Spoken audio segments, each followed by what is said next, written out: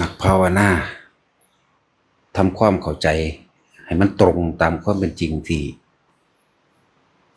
คำศัพท์เราอาจจะแปลไปอีกโดยรูปศัพท์อย่างหนึ่งภาวนาบางที่เพิ่งพัฒนามั่งทำให้เกิดขึ้นมั่งนะภาวนาภาวะหรือภาวะเป็นความรู้สึกที่ให้เฮาเกิดความพอใจและพอใจอันความรู้สึกนั้นหน้าหมายถึงว่านะโมหรือใจนั่นเองนะโมหรือใจหรือว่าความรู้สึกที่เกิดขึ้นกับเราที่ยังมีความพอใจและไม่พอใจอยู่นี่แหละจึงบอกว่าให้เห็นความรู้สึกที่เกิดขึ้นกับเรารู้ก็คือใจนั่นแหละก็คือหน้านั่นแหละก็คือนะโมนั่นแหละนี่เป็นความรู้สึกในตัวเฮาเลยบ่เกี่ยวกับตัวหนังสือบัดนี้แต่เพิ่นกันออกมาเป็นตัวหนังสือเป็นภาษาพูดเป็นภาษาเขียนเรียกว่าภาวนาทำให้เกิดขึ้นแล้วพัฒนาความรู้สึกที่เกิดขึ้นไปในทางที่ให้เห็นตามความเป็นจริงคำว่าภาวนาถ้ายังมีความรู้สึกพอใจและพอใจอยู่พบได้เกิดขึ้นแล้ว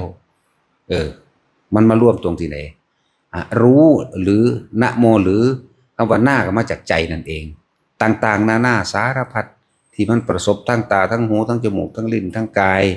เลื่อนภาวนากันออกมาเป็นภาษาแล้วเอื่นว่าภาวนานี่เป็นโตทำแท้ไม่ใช่คำพูดความจริงหรือแต่ว่าก็ต้องอาศัยคำพูดความรู้สึกแท้ๆนี่แหละความจริงก็เลยแหละทีนี้ถ้าเขายังบ่มีความรู้สึกตัวนี้ยังบ่ทันเข้าใจคำว่าภาวนาหรือเข้าถึงความรู้สึกของคำว่าภาวนาส่วนมากเฮาสิพยายามที่สิไปเปรียบเทียบภายนอกไปเอาคำของครูองค์นั้นอาจารย์องค์นั้นหนังสือเล่มนั้นเปรียบหาเปรียบหาแต่ว่าก็เป็นธรรมดาก็ต้องอาศัยการได้ยินได้ฟังการได้เรียนเพื่อหาแนวทางแห่งตนนั่นแหละแต่เป็นธรรมดาบ่ว่าอันนี้ธรรมดาเมื่อที่นี่เฮาได้หลักได้เกณฑ์เฮาได้แนวทางปฏิบัติถูกกับตัวเองสามารถทำได้อย่างเช่นที่สำหรับพวกเฮาตั้งกรรมฐานหรือสร้างฐานที่ตั้งแห่งรู้ความรู้สึกแห่งตนขึ้นมาอันนึงนี่เห็นว่านี่ความรู้สึกแห่งตนความรู้สึกที่อยู่ในเลื่อนกายแห่งตนเองขึ้นมาอันนึงเรียกว่ากรรมฐานฐานที่ตั้งแห่งผู้รู้ฐานที่ตั้งแห่งจิตบัดนี้บอกเป็นภาษาว่าสมาธิแปลว่าจิตตั้งมั่น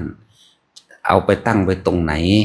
เอาไปตั้งไว้ตรงกลางหน้าผากเป็นจุดเริ่มต้นของกรรมฐานนี่เอาไปตั้งตรงกลางหน้าผากคือทำความรู้สึกให้เกิดขึ้นระหว่างกลางหน้าผากหรือการคิ้วเนี่ยอันนี้เขาได้ความรู้สึกนี้แล้วต่อมาผู้ใดก็ต้องการสมาธิผู้ใดก็ต้องการความสงบเพราะธรรมดาเขาต้องเรียนรู้ไปตามลำดับขั้นตอนมันซะก่อนก็เลยมีการว่าสติปัฏฐานสี่อยู่กายเวทนาจิตนั่งแต่ว่าเฮาย่นย่อบ่ว่าเฮาย่นย่อหรอกเพิ่นก็พุทธเจ้าเพิ่นก็แสดงบอกแล้วว่าลมหายใจนั่นแหละคือกายในกายอันหนึ่งเวทนากับนอกกับมีในกับมีเป็นว่าเวทนาในเวทนาเป็นแบบไหนจิตก็คือจิตกับผู้รู้กับจิตก็อันเดียวกันแต่ว่าส่วนมากจิตมันมีหน้าที่คิดแบบนี้มันจิตนี่ทั้งสังสมทั้งสะสางทั้งคิดปรุงแต่งสร้างสรรค์และสารพัดอย่างทุกอย่างเลิ่นมารวมอยู่ที่จิตกายเวทนาจิตถ้ามันได้คิดฟุ้งซ่านกระจายความคิดไปหาบุคคลสัตว์สิ่งของที่พอใจมั่งไม่พอใจมั่งเพิ่นจึงให้ควบคุมความคิดตัวนี้สักก้อนควบคุมเข้ามาตัวใดควบคุมเข้ามาตัวลมหายใจเฮาก็จะรู้สึกเย็นออกเย็นเข้าก็ว่าไปนี่ยังเป็นแค่ภายนอกอยู่นี่เฮ็ดจังได๋ก็สร้างบัดนี้ ความรู้สึกเข้าเลยอยู่สติกว่าความรู้สึกเข้าเลยอยู่แค่ลมเข้าลมออกลมเข้าลมออกนี่ก็เป็นความรู้สึกยังนอกอยู่ว่าลมเข้าลมออกแต่ความรู้สึกในคือพอใจกับบ่พอใจบัดนี้หาประคองความรู้สึกลมเข้าลมออกนี่ได้แล้วเวทนาในเวทนาหมายถึงว่ามันต้องเป็นหนึ่งเท่านั้นมันต้องเป็นจิตหนึ่งกับว่ามีความรู้สึกที่เป็นหนึ่งกับว่ามันเป็นจิตตั้งมั่นแล้วตั้งอยู่ตรงไหนตั้งอยู่ตรงฐานตรงไหนฐานที่ตั้งแห่งจิตคือความรู้สึกที่อยู่ตรงกลางระหว่างหน้าผากนี่เองเด้อนี่อยู่จังสิเดินกายในกายก็รู้แล้วเวทนาในเวทนาคืออุเบกขานี่เองต้องหนึ่งเท่านั้นถ้าสองก็ต้องพอใจกับบ่พอใจแม่นบ่นี่สองแต่ว่าเวทนาในเวทนาก็เลยว่าจิตหนึ่งหรือมีความรู้สึกที่เป็นหนึ่งก็เลยว่าจิตตั้งมั่นก็ว่าบัดนี้นี่แหละเฮาจึงประคองอยู่มันอยู่กับมันเพียงแค่นี้แหละประคองลมหายใจกับความรู้สึกในกายเวทนาจิตเวทนากายมันร่วมกันเบิดแล้วเด่นร่วมกันเบิดแล้วเลิ่นว่าภาวนาทำความรู้สึกให้เกิดขึ้นอยู่ในกายแห่งตนนี่เป็นจิตหนึ่งแล้วเป็นผู้รู้แล้วรู้หยังเอาต่อไปก็คือถ้าเฮาเข้าใจทำความเข้าใจสกอนที่แรกก็ต้องอาศัยความเข้าใจจิตตั้งมั่นเข้าใจแล้วว่าตั้งมั่นอยู่ในความรู้สึกเดียวนี้รู้สึกเดียวที่นิ่มๆหน่วงๆตรงกลางหน้าผากก็ว่าอันนี้ว่าจุดแรกก่อน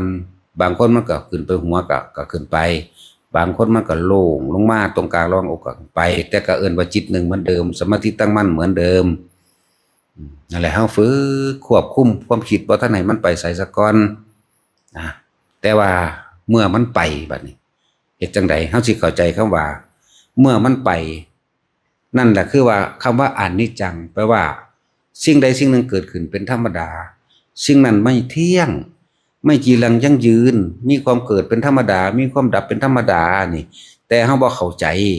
เฮาจึงพยายามควบคุมความคิดให้กลับมาอยู่ดังเดิมจนเกิดอารมณ์ไม่พอใจเมื่อมันบ่มาดังที่ต้องอยากให้เป็นอนิจจังกับอนัตตาโดยภายนอกนี่แต่สิเปรียบเทียบอย่างหนึ่งเหมือนกับเฮาถือแก้วแก้วมันตกมือแตกปุ๊ะถ้าเฮาเข้าใจว่าสิ่งนั้นเป็นของเราเฮาสิทุกข์ทันทีกับมันเลยเฮาสิบ่พอใจกับมันเลยเพราะว่าเฮาบ่อยากให้มันแตกนี่ของภายนอกความคิดก็เหมือนกันบัดนี้นอกเหมือนกันอีกคิดไปมึงคิดอย่างจังสี่เด้มึงคือบอกมาจังสี่นี่นั่นเลยนั่นแหละอัตตาตัวตนเกิดขึ้นเพราะความรู้สึกที่พอใจและไม่พอใจนั่นเองเฮาพยายามควบคุมให้เป็นดังที่ตัวเองคิดควบคุมให้มันเที่ยงให้มันจีรั่งให้มันมาอยู่แช่อย่างที่เราอยากให้เป็นนั่นแหละอัตตาตัวตนมันเลยเกิดขึ้นเฮาก็เลยเป็นทุกข์อนิจจังสิ่งใดสิ่งหนึ่งเกิดเท่าใดมันก็ดับเป็นเท่าใดมันเป็นเหตุเป็นปัจจัยในตัวของมันเองอยู่แล้วคำว่าอนิจจังอนัตตาเป็นเหตุเกิดแล้วก็เป็นเหตุเกิดเป็นปัจจัยมันแตกในตัวของมันเองเด้อคำว่าอนิจจังกับอนัตตาคู่กันปั๊บทันทีโลดบัดนี้เฮาบ่อยากให้มันแตกเฮาบ่อยากให้มันเป็นไปอย่างอื่นเฮาอยากให้มันแช่อยู่เช่นนั้นทุกขังจึงเกิดขึ้นคำว่าอนัตตาแท้จริงโตแท้ของคำว่าอนัตตาเนี่ยหมายถึงว่าถ้าเฮาเห็นว่านั่นไม่ใช่ของเรานั่นไม่เป็นของเรานั่นไม่ใช่เรานั่นไม่เป็นของเราคำว่านี่แปลว่าไม่อนัตตาขาดจากความรู้สึกในความเป็นเจ้าของขาดจากความรู้สึกที่เป็นตัวเป็นตนขาดจากความรู้สึกที่อยากให้มันเป็นหรือไม่อยากให้มันเป็นขาดออกแล้วนี่เอิ้นว่าอนัตตาภายในอนัตตาตัวนี้เป็นสุญญตาก็เป็นสัญญาเวทยิตานิโรธก็เป็นธรรมธาตุก็เป็นขาดจากความรู้สึกที่พอใจหรือไม่พอใจนี่ตัวกิ่งมันอยู่นี่นั่นตนเป็นตัวภาษาธรรมภาษาที่เอาออกจากความรู้สึกเป็นภาษาพูดและภาษาเขียนเพื่อให้ทุกคนแค่ว่าน้อมนำไปทำให้เกิดความเข้าใจถ้ามันเข้าใจแล้วก็เหลือตัวเข้าถึงคนที่บ่ท่าน เข้าถึงคำว่าอนัตตาใดนี่เฮาอาจจะเข้าใจเพียงแค่ว่าแก้วมันแตกเสียดายนั่นแหละตัวตนเกิดคือเสียดายไม่อยากให้มันเป็นไม่อยากให้มันแตกนั่นแหละเอิ้นว่าเกิดความรู้สึกแล้วได้นั่นพอใจกับไม่พอใจที่แก้วแตกไปเข้าใจว่านั่นเป็นของตนนั่นเป็นของเราดิบ่อยากให้มันเสื่อมสลายอยากให้มันแตกทำลายนั่นแหละคือเอิ้นว่ามันบ่ทันได้เข้าถึงอนิจจังกับจังบ้านก็ถึงอนิจจังเกิดดับพร้อมกันไปโลดนี่แหมแม้แต่ความคิดจึงเร็วอนิจจังนี่เกิดดับพร้อมเลยเด้นั่นเพราะว่าเฮาบ่อยากให้มันเป็นดังนั้นดังนี้เฮาพยายามอยากให้เป็นอย่างนั้นไม่อยากให้เป็นอย่างนี้มันเลยเป็นของที่เป็นเลยทุกข์อนิจจังทุกขังนั่นพอเฮาบ่เข้าถึงอนัตตาจริงๆขาดจากความรู้สึกว่าเป็นเจ้าของมันขาดจากความรู้สึกว่าอยากให้มันเป็นอย่างนั้นไม่อยากให้เป็นอย่างนี้เนี่ยคำว่าอนัตตาแท้คือขาดออกจากความรู้สึกที่อยากให้มันเป็นหรือไม่อยากให้มันเป็นนั่นแหละวิภวตัณหาหรือภวตัณหาก็ดีทั้งความพอใจและไม่พอใจนี่ถ้าเขาถึงอนัตตาตัวนี้แล้วพอใจและไม่พอใจเกิดขึ้นมาได้ความรู้สึกย่อมไม่มีได้เป็นอนัตตาจากว่าจังหวะมันเลยเป็นอนัตตาไหมเอาความรู้สึกจากของคือเด้อเทียบเด้อบ่ได้แม่นเอาสิ่งของอย่างอื่นดอกแต่สิ่งของอย่างอื่นก็เป็นเครื่องประกอบเหมือนกันเพื่อที่จะน้อมนำเข้ามาให้เขาถึงความรู้สึกข้างในอาศัยของนอก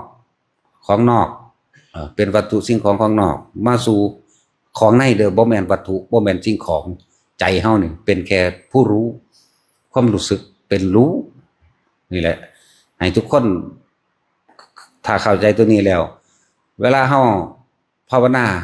สงบก็ไม่เที่ยงมันก็สงบแล้วก็แค่นั้นแหละบ่สงบก็แค่นั้นแหละถ้าเฮาเข้าใจตัวนี้ว่าเกิดว่าดับว่าเกิดอันนี้เอาตัวเว้าถึงเรื่องจิตเด้บ่ได้ไปเกี่ยวกับผู้ใดภายนอกสำเร็จนี่เว้าเรื่องเฉพาะภายในตนทุกคนเลยนี่ทุกคนน้อมเข้ามาตัวแต่ว่าก็อาศัยวัตถุภายนอกคือคนเกิดคนตายนั่นแหละผู้ได้เกิดกับผู้นั้นตายการพบคือการเริ่มจากสิคำมันจากแล้วมันก็จะไปคิดน้ำมันเห็ดหยังโอ้ยบ่อยากให้ไปได้คิดฮอดเนาะเนี่ยมันก็เป็นของมันแบบนั้นนั่นแหละถ้าเข้าถึงธรรมชาติแก่นแท้แห่งธรรมชาติแก่นแท้ถึงธรรมแก่นแท้อีหยังก็แล้วแต่ก็คืออนิจจังทุกขังอนัตตานั่นแหละนี่แหละรวมยอดในความรู้ทั้งเบิดกันเลยรวมลงมานี่ผู้ใดเห็นความเกิดดับเข้าถึงแล้วความพอใจได้ไม่พอใจเกิดขึ้นไม่ได้ผู้นั้นก็เข้าถึงอนัตตาไม่มีอารมณ์ความรู้สึกนั่นแหละเป็นของที่มันอยู่กับเฮาเป็นของที่เฮาต้องสรรหาคำมาบอกเพื่อให้มันเกิดให้ผู้อื่นเข้าใจนำซื่อๆเด้แต่ว่าผู้นั้นสิรู้ตรงนั้นก็เลยเอิ้นว่าบางคำก็อยู่เหนือคำพูดขึ้นไปแต่ก็ต้องอาศัยคำพูดนี่เลยเกิดกลายเป็นเปรียบเทียบอุปมาอุไมยเหมือนภาษาโลกอาศัยตัวนี้อย่างว่าเวลามันสงบก็บ่ต้องไปติดอกติดใจเวลามันบ่สงบก็บ่ต้องไปพยายามเพื่อจะให้เกิดความสงบแค่รู้อยู่กับความรู้สึกโตฟังดีๆแค่รู้อยู่กับความรู้สึกโตอย่าไปควบคุมมันความคิดมันสงบแล้วก็อยากสงบนี่อัตตาตัวตนเกิดแล้วเด้นั่นจักว่าพอใจที่จะสงบพอใจที่จะไม่คิดพอใจแช่อยู่อย่างนี้นั่นอัตตาตัวตนเกิดแล้วจักว่านี่จึงบอกว่าเฮามาอาศัยพระปัญญาคุณของพระพุทธเจ้าเฮาจึงจะเข้าถึงความจริงได้จึงจะปล่อยวางกับสิ่งทั้งหลายทั้งปวงไหว้ได้นั่นแหละพอเฮาฟังบ่เข้าใจง่ายๆเด้อันคำว่าสัพเพธัมมานารังอภินิเวสายะนี่สิ่งทั้งหลายทั้งปวงมีความเกิดขึ้นเป็นธรรมดามีความแตกดับเป็นธรรมดาอันบุคคลทั้งหลายไม่ควรเข้าไปยึดมั่นถือมั่นเฮาอาจจะ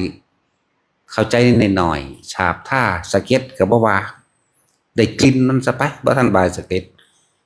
ถ้าเข้าถึงโตมันแล้วนั่นมันสิเข้าถึงอนิจจังอนัตตาทันทีเห็นนี่ก็รู้กันในปัจจุบันคุยกันในปัจจุบันบ่ได้ปรุงแต่งไปทางใดอีกมันสิไปหรือมันสิมามันสิอยู่หรือมันสิตายมันก็เป็นอีหยังที่จิตเฮาปกติ จิตปกติกลางๆนี่ภาษาซื่อๆเนี่ยมันสิบ่จริงๆมันมีความนึกปรุงแต่งอย่างว่าเขาต้องเป็นอย่างนั้นเขาต้องเป็นอย่างนี้เลยต้องเป็นไปดังที่ใจเราอยากให้เป็นเลยนั่นแหละการตายก็บ่เสียใจการพบก็บ่เสียใจดีใจและเสียใจมันบ่มีเลยพอใจหรือไม่พอใจมันเกิดขึ้นไม่ได้เวลาเฮาภาวนาสงบก็แค่รู้สึกอยู่ในลมอยู่ในลมหายใจกับอุณหภูมิเฮาเองในความรู้สึกตัวในกายเฮาเองบ่สงบมันคิดไปแต่ก็เอาความรู้สึกตัวไว้นี่เหมือนเดิมอย่าไปคุมมันด้วยความคิดคิดดีสัญญาเก่าดังเดิมมันก็บอกว่าคิดดี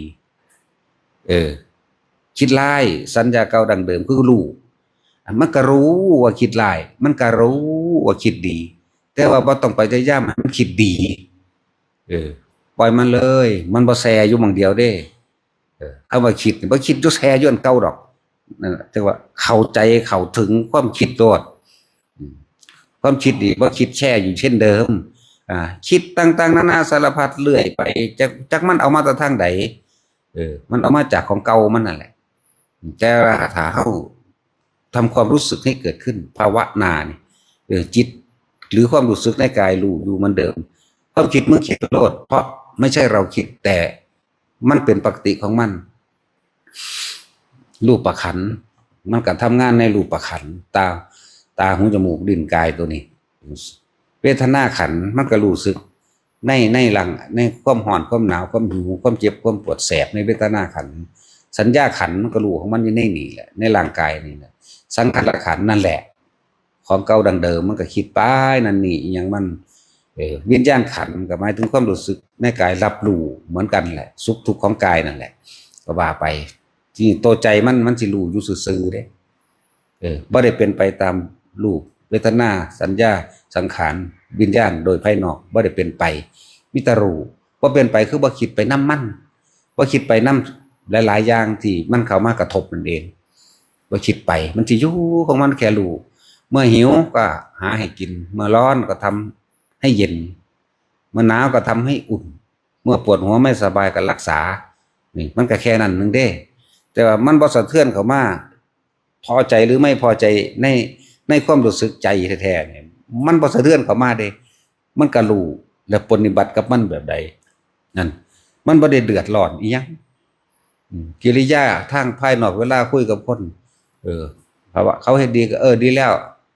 อันนั้นบ่ดีก็บอกว่าบ่ดีแต่ว่าเขาเจ้าบ่ได้ยึดดีหรือบ่ดีของผู้อื่นพร้อมเด้ดีหรือบ่ดีก็เขาเจ้าบอกซื่อๆดีหรือบ่ดีของตัวเองก็หังแล้วเลยแล้วบ่มีซะเลย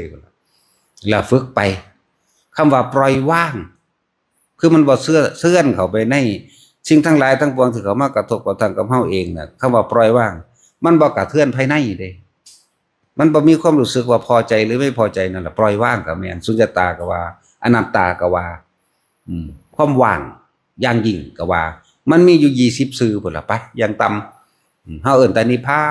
นปราศจากความคิดนึกอยากได้อยากดีอยากมีอยากเป็น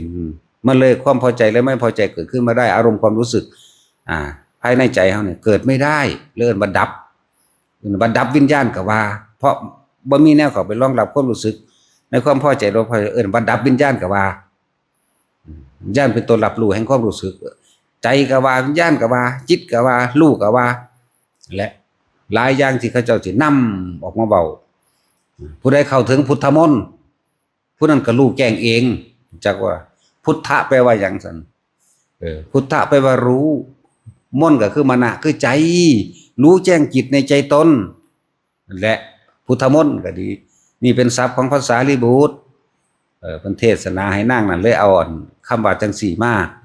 ให้ฟังสุดบางคนเข้าใจว่าพุทธมนต์ต้องเป็นคาถาทองแล้วได้นั่นได้นี่เป็นนั่นเป็นนี่บ่แม่น1ไม่มี2เอกานามจริงคืออะไรตอบก็บ่ได้พูนจนบรรลุแล้วพุ่นนั่งอันข่าผัวโจรน่ะบรรลุแล้วจังเข้าไปข้าพเจ้าจะค่ายตอบคำถามที่ท่านอาจารย์ได้ตอบไว้แล้วพุทธมนต์คือหยังรู้แจ้งจิตในใจตนก็แค่นั้นแหละเพิ่นว่าตอนนี้นึงได้บาดเขาเจ้าบ่ได้ว่าเอาชนะกันหรือแพ้กันเด้เพิ่นว่าก็แค่นั้นแหละนี่มั้ยพุทธะแปลว่ารู้มนต์ก็คือใจนั่นแหละ มนะแปลว่าใจผู้ใดรู้แจ้งจิตในใจตนได้ ว่าสิ่งทั้งหลายทั้งปวงเกิดขึ้นเป็นธรรมดาดับเป็นธรรมดาอันไม่สะทกสะท้านสะเทือนเข้ามาในภายในแห่งความรู้สึกแห่งตนนั่นแหละผู้นั้นแหละเป็นผู้รู้แจ้งแห่งพุทธมนต์แหละเพราะ